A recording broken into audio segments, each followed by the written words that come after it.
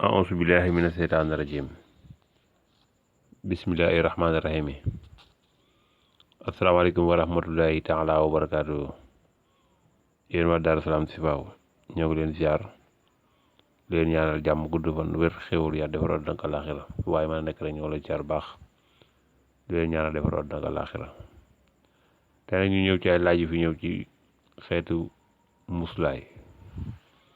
ku bëgg lu musal wala ngay xëy bëgg a dem ca jaba te bëgg a mucc wala ngay xëy jàpp aw yoon te bëgg a mucc wala nga xëy daal foo mën a xëy dem daal yaa ko xam nga bëgg a mucc loolu daal nit ñi doon nañ ko fi laaj. li ñuy joxe ci ki bëgg a mucc nag mooy yomb na ndax muslaay dafa baax ci doomu aadama ndax làmmiñ ak bët dafa jara muslu. bët lu am la làmmiñ lu am la te yëpp tamit dafa jar a muslu doomu aadama war nañ fexe rek saa bu xëyee fas yéene cee mucc ba tax na kon ñu andi ci nag ay quelques ndenkaan ci loo xam doomu aadama bu xëyee ba jëm ca jaba muy liggéey wala fa muy nekk di fa yaxantoo mën a mucc ci làmmiñ ak bët bu ko dee mën a dellusiwaat ci ak njabootam ci jàmm ak salaam.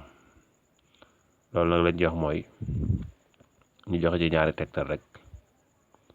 a'uuzu bi kalimaatillaahi min sharri maa xalaq a'uuzu bi kalimaatillaahi min sharri maa xalaq nga koy wax ñett yoon nga koy wax daal di jublu fa ngay dem liggéey boo xëyee zikar daal julli si ba pare ne a'uuzu bi kalimaatillaahi min sharri maa xalaq suñ borom dana la muccal ci làmmiñ wu aay ak mboolem lu yàlla bind ci loo xam lay lore la wala nga wax ne bismillaahi lazi laa yadurru maa ismihi shay'un fil ardi wala fis samaa wa huwa samiul alim moom it ñett yoon nga koy wax suñ borom dana la musa ci mboolem lépp loo xam ne lu aay la ci bis jant boobee ak lépp loo xam ne lay lore. kon loolu lañ leen andi loon tey ji ci xeetum léemaay wala muslaay boo xam ne dalay aar boo jógee sa kër ba keroog nga dellu si waat sa kër kon ñoo ngi lay ñaanal jàmm gudd fan wér xéewal yu yaatu defar àdduna ak àllaaxira